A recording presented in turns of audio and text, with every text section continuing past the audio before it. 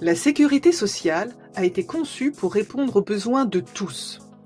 En 1944, la sécurité sociale est née de la volonté des résistants, réunis dans le Conseil national de la résistance, qui ont rédigé le programme des jours heureux.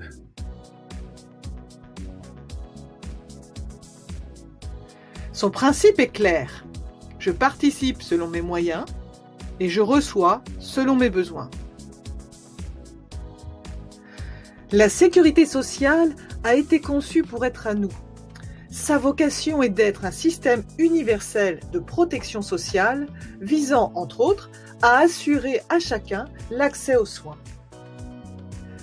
Conçu pour être directement géré par les assurés eux-mêmes, via leurs représentants, son fonctionnement est encadré par des textes de loi.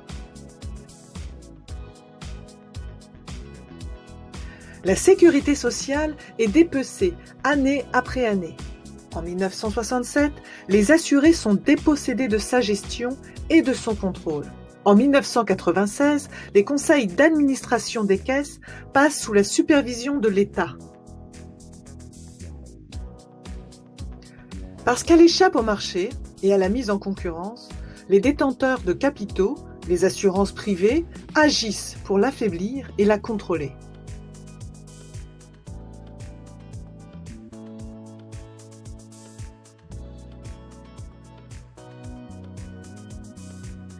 La sécurité sociale est attaquée de toutes parts. En 2009, l'Union européenne adopte la directive Services, qui ouvre les services publics à la concurrence et interdit les aides de l'État. On ne va pas se laisser faire. Nous avons des propositions concrètes pour une démocratie sanitaire, égalitaire, partout en France. Sauvons la Sécu et l'hôpital public par une gestion démocratique dans les conseils d'administration, les caisses et les hôpitaux.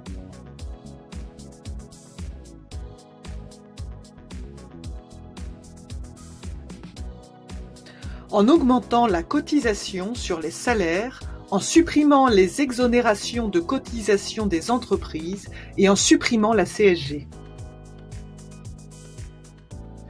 Par un plan d'investissement massif pour reconstruire un système public incluant hôpital, EHPAD, psychiatrie et répondant aux besoins de tous, patients, soignants, territoires. En organisant la solidarité nationale de la prise en charge des soins en fonction des besoins sur tous les territoires.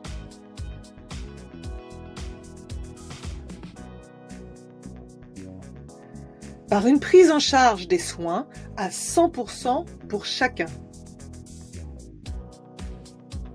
C'est possible et nous pouvons le faire, en sortant la France des instances multinationales qui la privent de sa souveraineté, l'Union européenne, l'euro, l'Organisation mondiale du commerce, le Fonds monétaire international.